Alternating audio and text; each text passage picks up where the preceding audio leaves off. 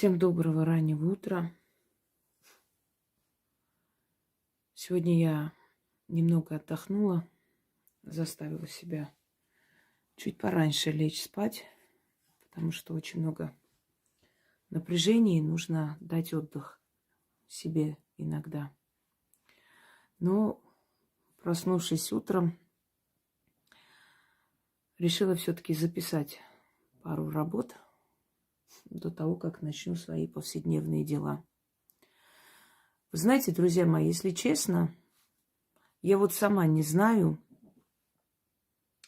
откуда у меня такое желание помочь людям, невзирая на все подлости людей, которые я получаю в ответ на такие просто добрые дела. Еще раз говорю, естественно, это не касается большинства людей. И слава богам, что так есть. Почему я остро воспринимаю несправедливость и подлость? Наверное, потому что я человек честный. У меня все прозрачно в жизни, у меня все открыто. Вы знаете обо мне все. Вы знаете мои данные по паспорту. Вы знаете, где я живу. Вы знаете, что на моем канале никогда не было никаких просьб, сборов. Никогда не было ничего такого, чтобы беспокоить людей. У меня основное количество работ, 70%, может и 80%, подарено абсолютно даром. А то, что не подарено, не успела еще выложить на канал, и поэтому и в книгах выходит иногда. Понимаете, когда человек, который никогда не пользуется ситуацией, человек, который берет символическую плату за свой труд, а это правда, это просто символическая плата, потому что, глядя на то, то есть какие миллионы сдирают со всех за мифическую помощь, которая так и не оказывается, ты понимаешь, что... То есть я никогда не буду, знаете, как бы сказать, пользуясь ситуацией, страхом, ужасом человека, зарабатывать на этом. Если ко мне обращается человек с просьбой вылечить ребенка, я смотрю, что там просто безнадежно, потому что связано с мозгом. Это у меня ходит тут. Естественно, я честно скажу, чтобы человек не обращался туда-сюда, не тратил деньги и был готов к самому худшему, просто не обнадеживать его зря. Если люди приходят с просьбой заговорить умирающего человека, и я вижу, что человек уже уходит, я рекомендую отпустить человека, не мучить его. Зачем зря мучить? И советую не ходить ко всяким целителям, обещающим чудеса, и не тратить деньги. А ведь я могу с этих людей взять деньги, понимаете?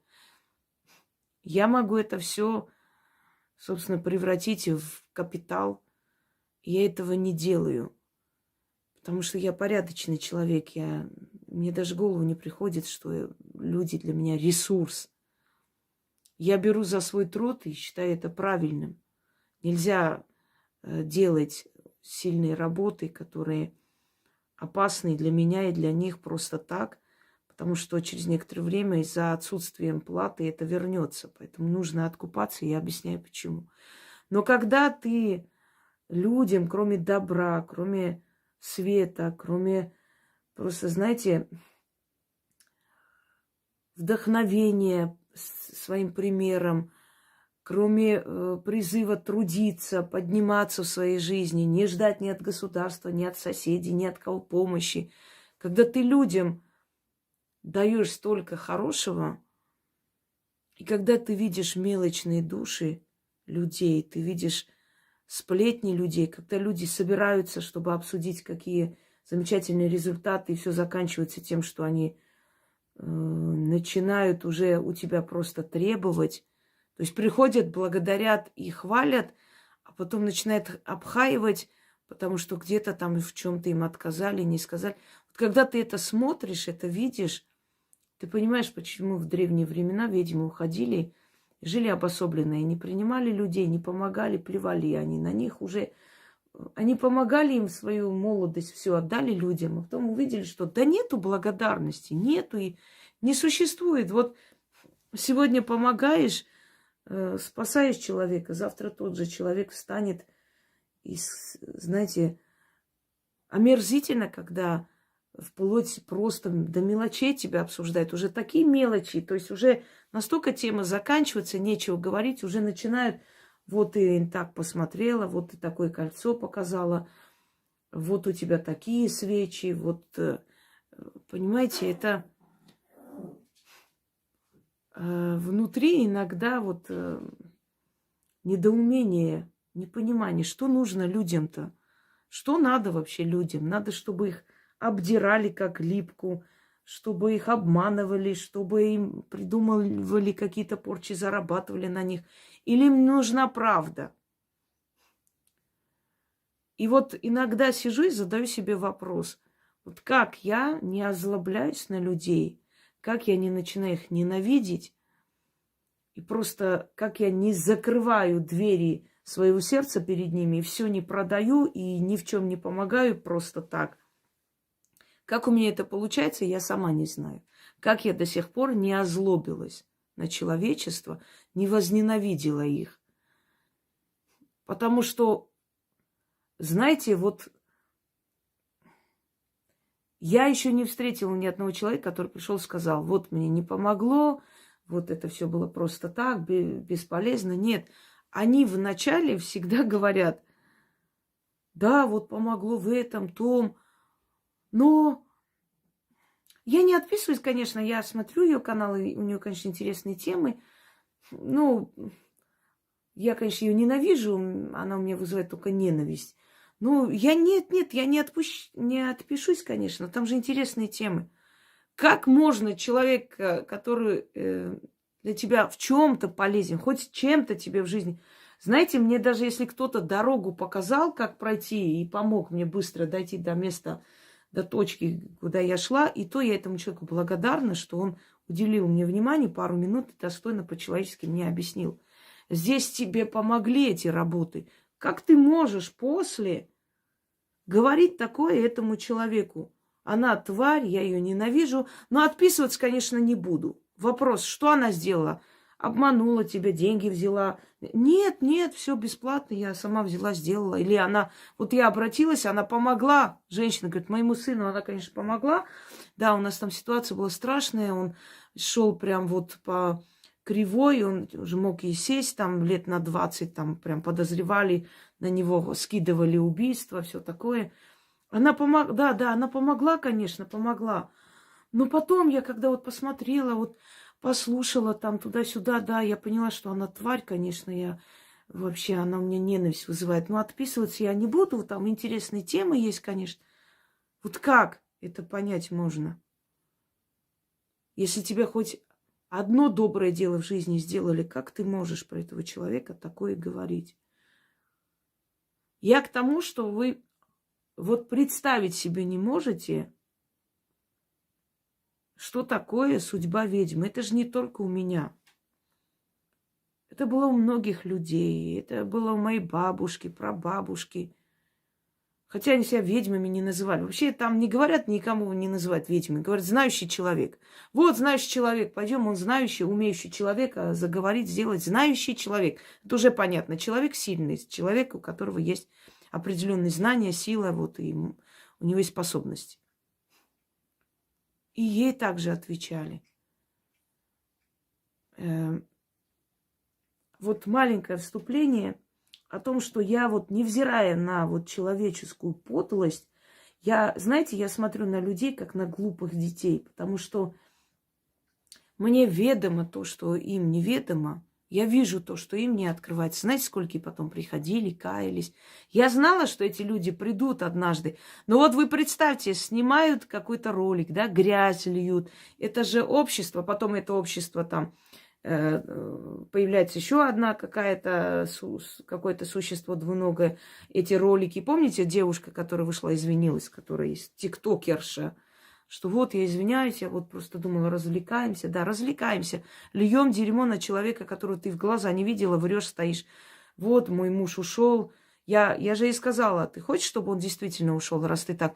Она тогда даже замужем не была. Испугалась, поэтому извинилась, не потому что совесть заела. А ведь ты приходишь, извиняешься, я только об этом знаю. А твои грязные сказанные слова, они гуляют в интернете. Я каждому второму могу объяснить, ой, вы знаете, это тогда было, а потом она извинилась, раскаялась.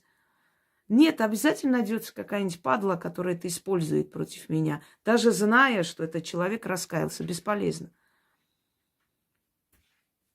Я смотрю на людей, действительно, как на глупых детей, которые действительно не понимают, что творят. Они не ведают, что творят. Они не понимают, что они плюют в душу человеку, который полезен и нужен им. Никто вам столько не будет дарить. 1 из миллионов рождаются такие люди. Не потому, что я такая вся, я не знаю, я не расхваливаю себя, я говорю, как есть.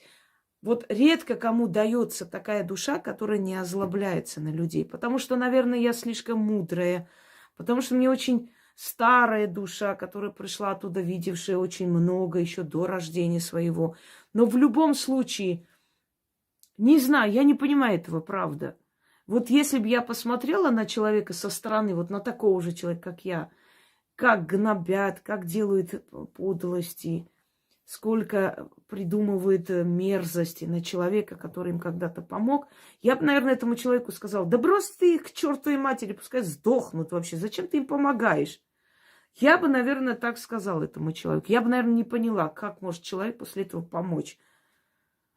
Но я не могу озлобляться. Я понимаю, что из-за таких вот червей я не могу наказать достойных людей. Я не могу наказать людей, которые мне действительно благодарны, их немало. Помните, друзья мои, было время, когда нашествие было, нашествие диких зверей, я это предсказывала, и это началось. Я вам дала оберег от этого. Да я от всего дала оберег. От землетрясения, от наводнения, от воровства. Особенно эти годы мракобесия, что творилось, от всего, чтобы не проверяли на каждом шагу и все такое. Я уже не знаю, что я еще не дарила человечеству. И дарю, потому что люди разные, у людей разная энергия. Каждому нужен свой оберег, свой заговор. А этот год очень опасный, особенно для детей маленьких. В начале года, я вам сказала, в этом году будет много маньяков. Смотрите, каждое второе сообщение. То отчим убил детей, ребенка там избил, то мужчина. Уже они до такой степени распоясались, обнаглели, прям кидаются на детей и хватают детей, забирают на глазах у людей. Помните девочку, которую забирали? И она кричала, молила о помощи. Все молча, твари, стояли, просто смотрели, как забрали ребенка. Даже если вы предположили, что это отец, и он крадет. Без разницы, как вы могли молча? Все видели, вахтерша видела, как они зашли, ребенок был какой-то не такой. И все спокойно от вашего безразличия в лифте убивали женщину. Помните, когда она просила, умоляла о помощи? Пожалуйста, спасите. И там даже разговор, где она говорит, возьми все, только меня не трогай. Понятное дело, что убивают человека, когда лифтерша. Она просто ничего не стала делать. Абсолютно. Ей же не надо было зайти в лифт этого убийцу связывать. Ей надо было в полицию звонить. Хотя бы сказать, я сейчас звоню в полицию, выйди оттуда, убирайся, иначе будет хуже. Что-нибудь. Вы знаете, сколько раз я с окон видела, когда жила в Москве еще, с окон видела, как Пуся, как там бьют женщин, например, мужик бьет ее. Звоню в полицию. От меня же ничего не уходит. Звони, скажи адрес. Все. Несколько раз кричала через окно на свой страх и риск, потому что я там жила, они могли вычислить, где я и откуда я, из какого подъезда выхожу. Но я же человек. Как я могу пойти лечь, спать спокойно, зная, что там бьют, убивают человека? Вот я пока это самое, пока вот это, понимаешь, там из мусорки звонили, там пока я звонок приняла, пока вот это сам. Да, тварь, мусор важнее человека, действительно. А человек умоляла, просила, пожалуйста, позвоните в полицию, спасите меня. Как вообще? Она живет, поверьте мне, такие люди спокойно живут. Да, они платят потом, страшно платят. Мне просто интересно посмотреть на эту лифтершу, когда ее дочь будут убивать вот так в лифте. И такая же, как она, например, сядет и будет заниматься мусором. Как вообще она жить будет? Вы ставьте себя на место людей всегда. Всегда ставьте себя на место людей. Почему некоторые люди, у которых убивали детей и прочее, находят вот этих убийц, и они с ними не расправляются, как те с их детьми расправились. Они просто, ну да, они могут убить их, но не в таких мучениях. Знаете почему? Потому что всегда человек думает, то, что я делаю, точно так же со мной могут сделать. Я бы хотела, чтобы меня так мучили? Нет. И вот именно вот такого расклада люди, которые никогда никому ничего хорошего не сделают, они не способны воспринимать добрые поступки. Это бесполезно. Они никогда не воспримут жертву во имя них. Они это принимают за должное. Они могут считать, что это тебе надо, ты для себя это делаешь. Вот тебе надо вот показать. Ей нужно просто ритуалы свои показывать, да и вот и показывает. Причем я могу их продавать. Я уже достаточно показала, могу больше не показывать. Год маньяков. Берегите детей. Не пускайте детей ни на метр от себя. Особенно маленьких. Неважно, маленьких, больших. Постоянно на связи, где ты находишься. Встречайте, провожайте детей. Страшный год именно касаемо серийных убийц, нападений и так далее. Девушки, будьте осторожны. Не стыдно не заходите в лифт. Многие люди становятся жертвами своего стыда. Неудобно, ну, может, человек не хотел со мной ничего делать, а я сейчас как дура себя поведу и скажу, нет, я не пойду с вами. Что человек подумает? Плевать, что он подумает. Молодой человек, вы поднимайтесь, я не буду подниматься. Извините, не обижайтесь на меня. Ну, я не поднимаюсь с незнакомыми людьми. Вот лучше пусть я принимать за дуру, чем действительно ты вот реально попадешься под руку в лифте в закрытом пространстве, не спасешься. Как моя подруга говорила, лучше опозориться, но остаться в живых. Когда один раз на нас напали, и мы шли с магазина, и на нас напал человек вот в темном переулке. Было не так поздно, там где-то 10 часов, что ли, но была зима, мало кто был на улице, были молодые люди, которые впереди нас шли, и он, видимо, подумал, что они ушли, и все. И я даже не видела, я почувствовала, что холод сзади, и не поняла, что происходит, и за секунду это нападение случилось. Она так заорала, что эти молодые люди, которые впереди шли, побежали к нам, и этот подумал, что мы, значит, родные, близкие люди, то есть знакомые. И он руки так поднял, он не ожидал, он обалдел. Нет, нет, нет, я это только проходил. Я просто хотел пройти мимо, очень близко, просто коснулся, нет, нет, и он убежал. И она с тех пор сказала, лучше опозориться, остаться в живых. Берегите свою жизнь. Вы знаете, не всегда может это завершиться смертью. Иногда инвалидностью, что еще хуже. Да, еще хуже. Жить с этим. Я видела жертву маньяка, которая до сих пор лежит уже, 40 лет ей с чем-то. Позвоночник он ей сломал. И у нее родители умерли, и ей даже воды носить некому. Представляете? Жизнь человека под откос. Все, у нее нет ни детей, ни семьи, ничего. Красивая женщина.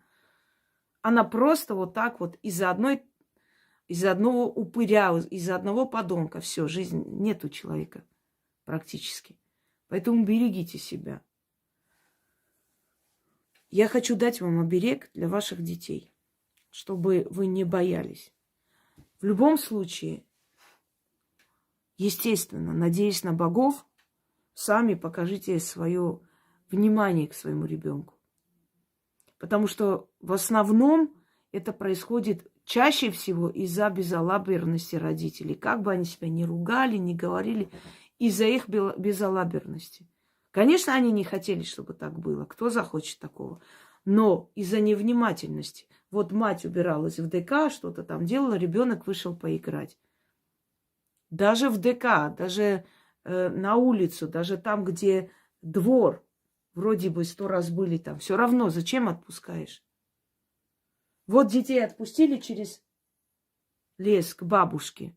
Ну, они всегда там шли. Зима, кто бы мог подумать, что шатун, медведь проснется. Он накинулся, старший ребенок взял удар на себя, братику сказал «беги», и медведь этого ребенка растерзал. Кто виноват? Безалаберные родители. Сколько бы они сейчас ни плакали, не били себя по голове, виноваты они.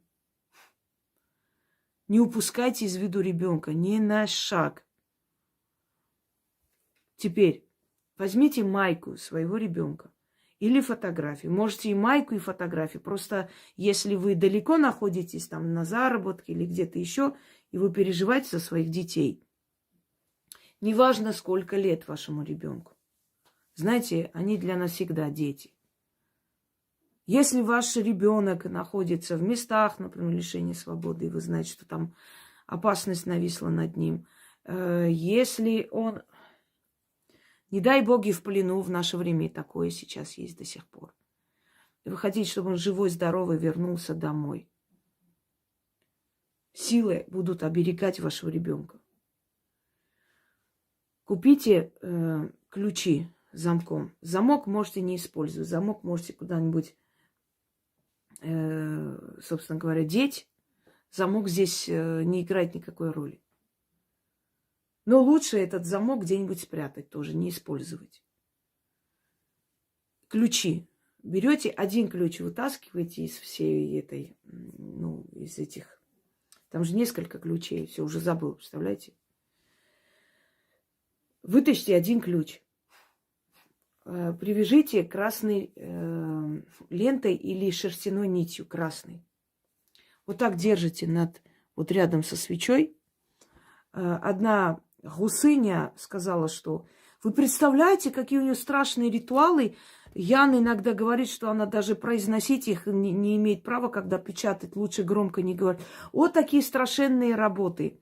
Послушайте, магия – это сила. А вы как думали? Магия не игра. Магия – это сила слова. И почему сказано Яне не произносить вслух, когда печатаешь? Потому что есть ритуалы, например, изгнать бедность или остановить онкологию или еще какие-нибудь бедствия. Если у человека этого всего нет, он не должен просить, чтобы это останавливалось или ушло. Не нужно, потому что процесс пойдет. То есть, естественно, никто не заболеет, ничего, но мало ли. Как можно просить у духов сделать то, в чем ты сейчас в данный момент не нуждаешься? Это я могу произносить. Я их создаю, мне их передают, я могу без страха и чего-то еще произносить громко. А человек, который просто печатает, набирает текст, да, она может громко не произносить. Не потому, что они ужасные и страшные, а потому, что в этом сейчас нет нужды. Это все равно, как пойти выпить что-нибудь от головной боли, когда у тебя голова не болит. Зачем это делать? Насколько же вы Ой, фу. Как могут вот просто люди... Знаешь, человеку разум дан для того, чтобы он анализировал, думал. Как может человек верить всему, что ему сказали? Вот здесь сказали, она страшная. Ой, точно страшная. Вторая пришла, сказала, не, она замечательный человек. А, точно, она замечательная. Нет, она страшная. Да, точно страшная. Нет, она хорошая. Да, хорошая, точно. То есть любой может повлиять на ваше мнение. Своих мозгов у вас нема. Так вот, к тому, что я сейчас не показываю это действие, потому что у меня есть оберег на моего сына, мне не нужно это делать сейчас. Именно поэтому я просто вам объясняю, как надо делать, не показывая, да, именно вот, не показываю я этот весь ритуал. Вам нужно купить ключи. Вы можете, если у вас есть дома ключи, взять ключи, но не использованных замка, А может быть, там вы когда-нибудь купили ну, такой там красивый там декоративный замочек с ключами. Вот они лежат, можете это использовать. Замок уберите, спрячьте. Ключи берете, привязываете красную ленту или шерстяную красную нить. Значит, зажигайте свечу, просто восковую свечу. Вот так вот держите рядом со свечой этот ключ. Начитывайте 6 раз, кладете рубашку и ставите фотографию своего ребенка. Если нет рубашки, значит только на фотографию. Если есть рубашки и фотографии, желательно сделать так. Вот так кладете рубашку, ставите восковую свечу, значит, ставите фотографию своего ребенка перед собой. Держите ключ. Фотография должна быть хотя бы года, то есть не больше года должно пройти. Попросите сфоткать вашего ребенка. Полный рост желательно, чтобы рядом не было котов, собак, никого. Вот природа может быть, стена, шкаф и вот ребенок.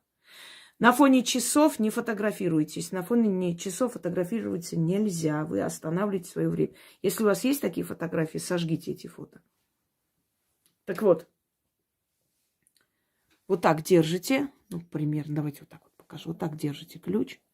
Начитывайте 6 раз. Потом гасителем или пальцами потушите свечу. Положите на рубашку. Положите сверху фотографию, ключ. Это все вместе, значит, так вот заверните, закройте и спрячьте. Если, еще раз говорю, нет рубашки, если ваш ребенок далеко, значит, с фотографией сделайте. Фотография, кладете сверх фотографии вот эту потухшую свечу, ключ и в какую-нибудь материю красную или белую заворачиваете и прячете. Но не в свою рубашку, а именно материю или платочек. Далее. На следующий день относите под дерево мед. Вот возьмите там маленькую баночку, купите меда, вот так, открывайте, ставите.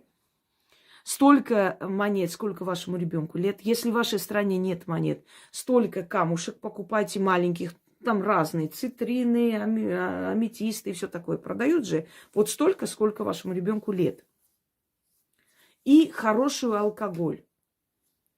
Выливайте полностью под дерево и уносите, конечно, банку с собой. И говорите, защита на моего ребенка, имя называйте, крепко. Отворачивайтесь и уходите. Если вы хотите прочитать на двоих детей, каждому из них отдельный ключ. Отдельно начитывайте, можете в ту же ночь, тот же вечер это делать. Любой день можете делать, любую ночь. То есть любую ночь, там не имеет значения, выходной, праздник, не имеет значения. Но лучше постарайтесь не в выходной, не в праздник. Почему? Потому что в эти дни немножко энергия более такая, знаете, отрицательная. Нет, она сработает, но 70%. Хотите 100% результат? Кроме выходных и праздников. Если ключи с замком будете покупать, не берите сдачи. Можете купить любой день, но сдачи не берите. Если есть готовые, значит готовые. Ну, дома есть у вас неиспользованные, там вот лежит где-то. Можете использовать. Связка ключей. Можете те же ключи использовать. Вот у вас есть в связке там 5-6 ключей. Можете вот из этих ключей каждый ключ сделать на каждого ребенка. У вас 3 детей, на 3 сделайте отдельно. Можете в тот же день, можете другой, но отдельно каждому ребенку. Надеюсь, все объяснила.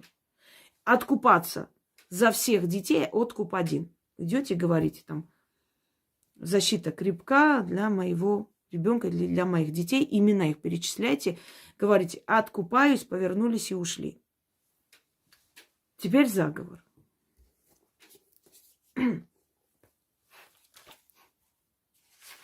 Глядя на пламя свечи и вот так держа ключ возле свечи.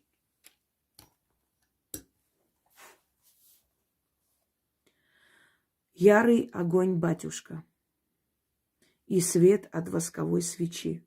Услышь мою мольбу к тебе. Дай мне обережные ключи. Я тем ключом всякую дверь открываю, а ту дверь, где мое дитя, имя, крепко-накрепко запираю. Дитя свое оберегаю от насильника, от супостата, от вора и убийцы. Обережный ключ у меня, оберег на моем дитяти, его духи сберегут и сохранят. Заклято.